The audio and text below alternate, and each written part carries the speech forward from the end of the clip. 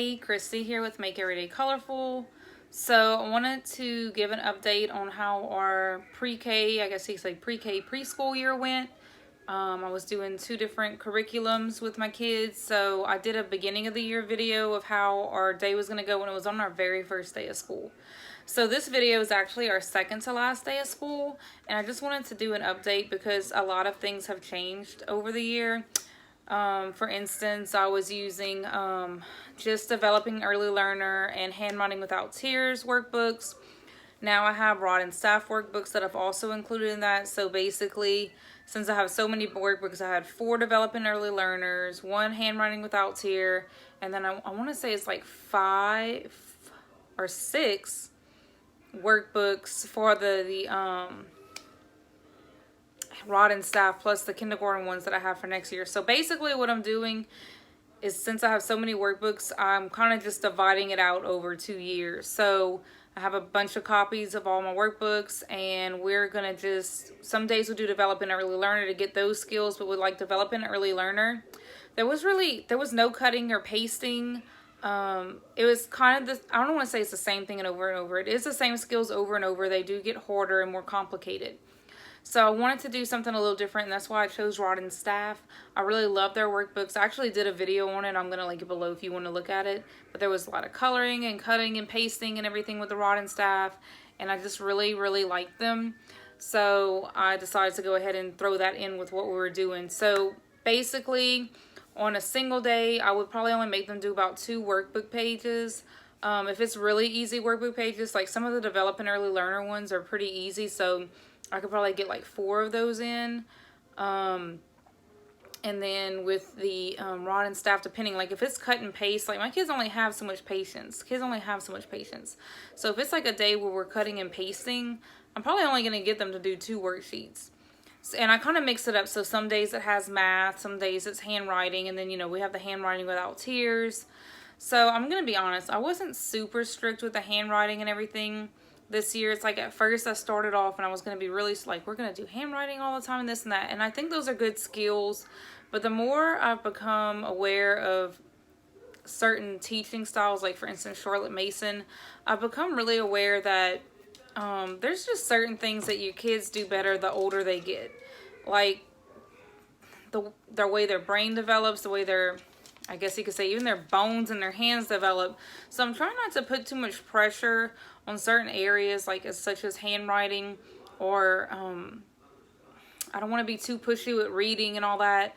So like as far as reading goes, that's another thing. I was trying really hard to get them to read, and I really think that my older daughter could probably do it. I mean, even my middle-aged daughter, the one that's in the middle, she actually catches on pretty easy. She's actually just going to jump right into kindergarten with us this year. Even though we did preschool this year with her, she stayed, I mean, she did all the they basically did it together. So both of them did preschool curriculum again, and both of them did pre-K curriculum.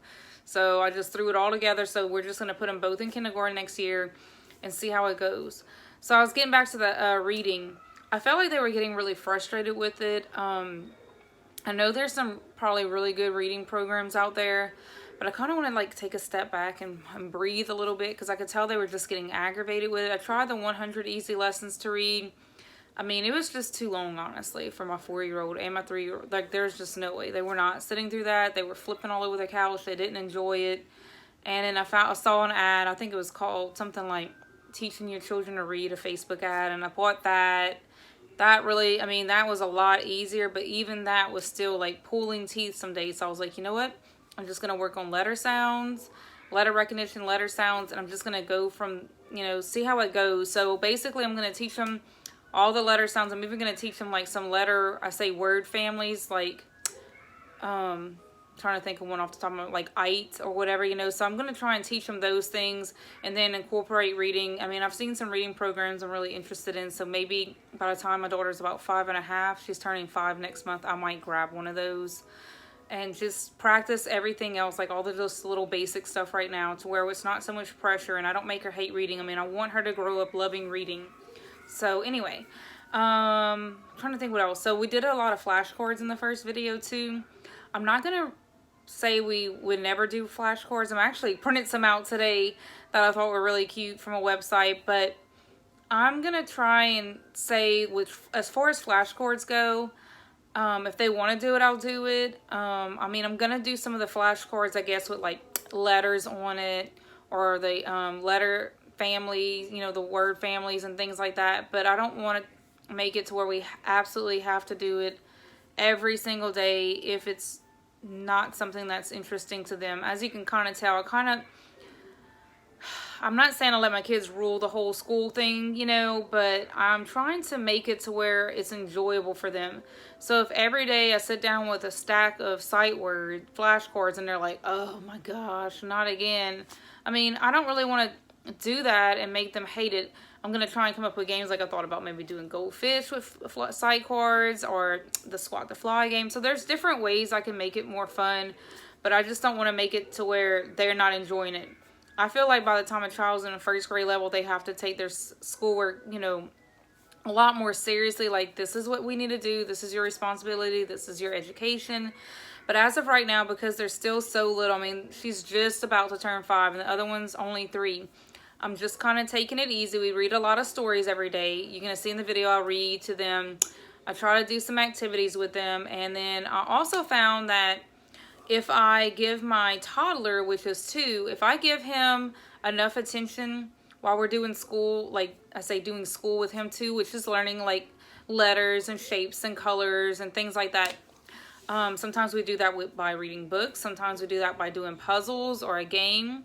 So if I include him in the process of schooling, his behavior is much better.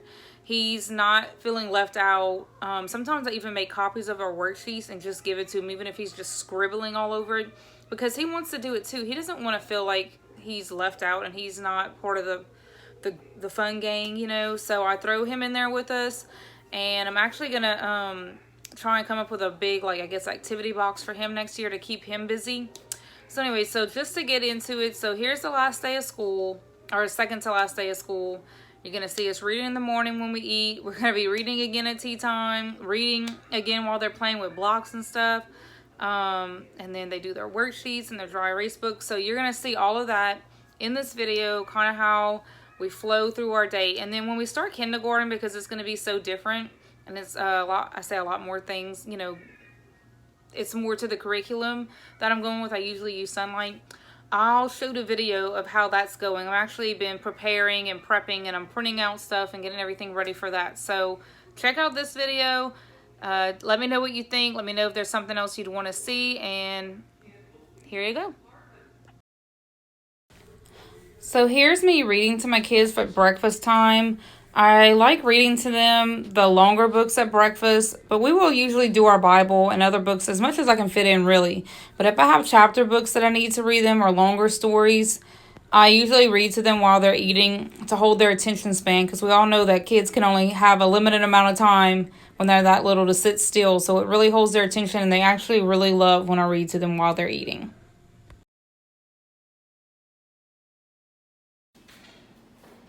Okay, so... Hi, my name is Isabella. Come sit right here. We showed you how to do school. Yeah, that's exactly what we're doing. Come sit right here, baby. Okay. If it's not the right one, put an X over it. Remember, fan, van, fan, pin. Does fan and pin run? Fan. So right here is just them doing their worksheets. We just do a couple worksheets every day just to get some of their key skills in, shapes, letters, numbers, you know, math, whatever we're working on that day. And then we move on to the next thing.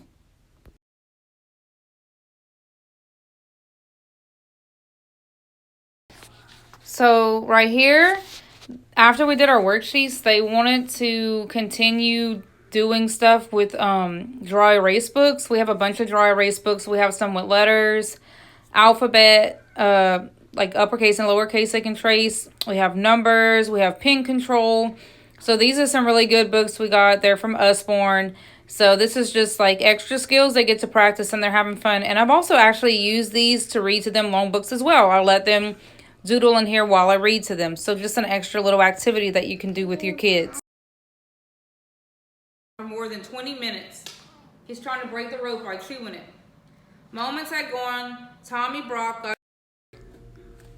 So right here, I'm reading to them while they play with blocks. Since I can't expect them to really just sit still through all of my books because some of them are long, I try to do things that they can, try to have things they can do for fun. So playing with blocks, playing with a dollhouse, playing with Play-Doh, just something extra they can do while I read. They have the option to come and sit on the couch with me, like with this Peter Rabbit. Sometimes they do because of the pictures, but sometimes they don't, and that's okay.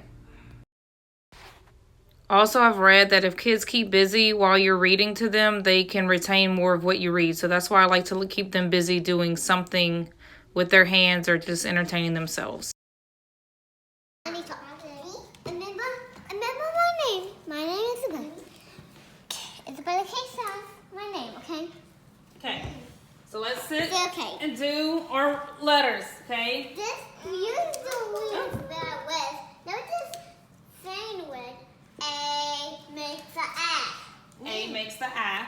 And B makes B. Okay. And C makes Good job. and B. So right here, we're just practicing some letter sounds and stuff. Like I said in the beginning of the video, we were practicing reading every day, but it was becoming very overwhelming for my children.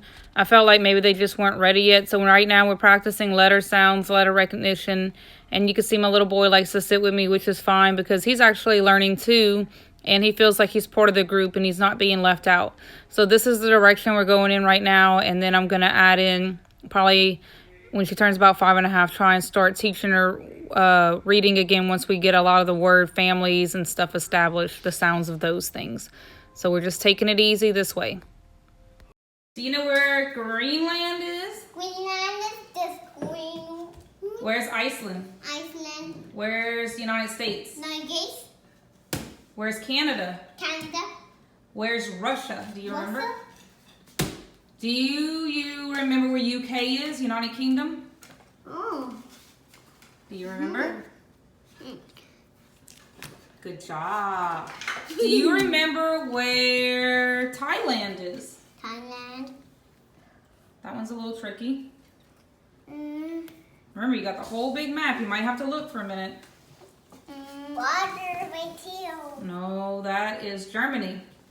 Okay, look a little bit more to your right, where your sister and brother are. Right here. We just learned this one yesterday, so you may not remember. Mommy, isn't it right there? Okay, back up a little bit so she can reach. More. And then you can do it, okay? I can't Where do you think Thailand is? Go a little bit more. There you go. Right there. All right. Where do you think United States is, Jeremiah? That's Canada, Jeremiah. United States is right there. Yep, that's United States. Jeremiah, where's Russia? Under here, okay? Do you know? In a goat.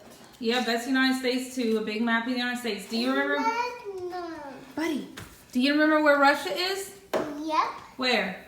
Russia. No, that's Africa. Russia. Way up there. Yep, that's right. Russia. That's right. So right here you can see my kids actually know several places on the map, even my 2-year-old. That's because whenever we read a story, I try to show them where the story is where it's located at, like if this is in Thailand or Russia or wherever. And even my 2-year-old has been picking up on that, and I think that's really cool that they can learn your world geography just from showing where we're reading at. Okay, so we're gonna do our puzzles. Jeremiah, let's do our shapes first. Okay, can you move your feet? Okay, Jeremiah, can you find the yellow rectangle? No, that's not a rectangle. That's a triangle. That's a red triangle. Where's the rectangle? Do you need help? Do you need Isabella to help you? I know. Where? That's a square. Rectangle. Rectangle. Can you put it on the puzzle? Right hand. Okay, so find number 1, which I think he has in his hand. You see? Wait, look. Do this one with me, buddy. Do this one with me. Okay, can you find number 1? 1. Okay. And where's number 2? Mommy. I'm gonna flip all the pieces around.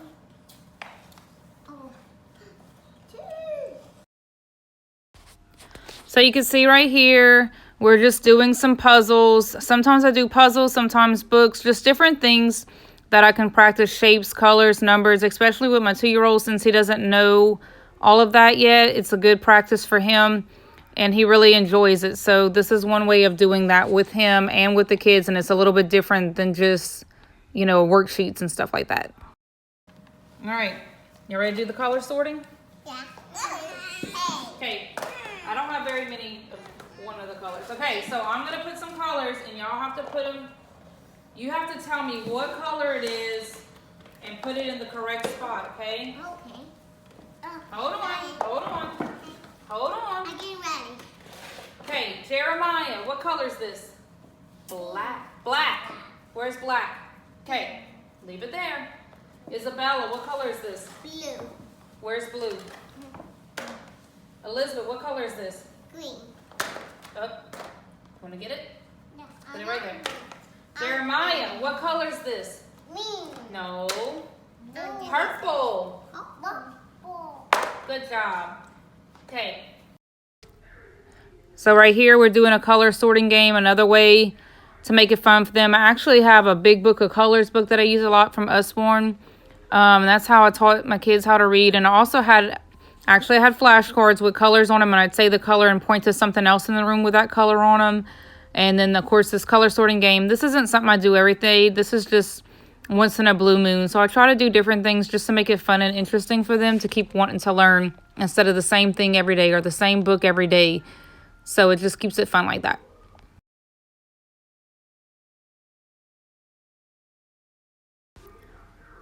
Okay, so this is our tea time every day. This is actually something we started over the pandemic when we were quarantined every day. So my kids have always actually liked doing tea. I say tea parties every so often, but now we have tea every single day around 2 o'clock. And I set it out even with a little tray, and I have fruit and let's say scones or whatever on it, and I read them a book. So this is another good way to get in those long books while they're sitting there eating. It's the easiest way to me when they're sitting there eating and they're not moving and they're enjoying food and they just love listening to you read. And every time my kids sit down to eat now, they always ask me to read them a book. Breakfast, lunch, dinner, doesn't matter. And I usually will do it unless I absolutely have something pressing I have to do, because I look at it as a great way to get in those extra words, vocabulary, a great bonding time. I'm sitting there with them. I'm giving them attention, you know, so they're having that one-on-one interaction with me and they're learning. And let me just tell you, this tea time thing, my kids absolutely love it. I would encourage, if you could do this, even if it's not set up exactly like this, my kids love the tea time, and then I'm letting them feel big and responsible because they're using glass cups, you know.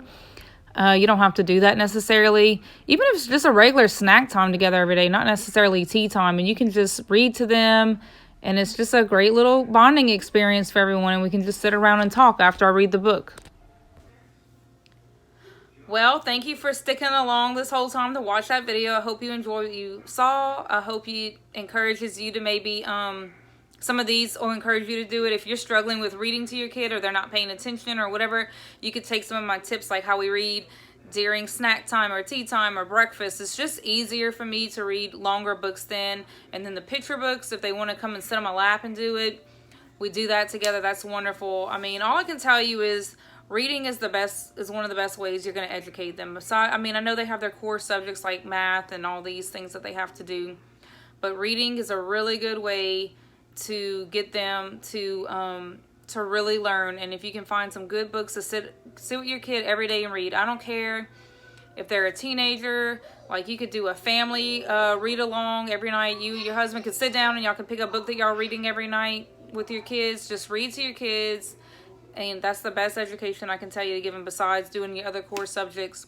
And just enjoy doing it and try to make it fun and show your enthusiasm about how much you're enjoying it. And hopefully your preschool or pre-K year will go smoothly with hardly any bumps. And if you like what you saw, stick around, subscribe, and watch more videos I'm going to be putting up about our homeschooling and some of the books we love and all that stuff. Thank y'all and have a blessed day.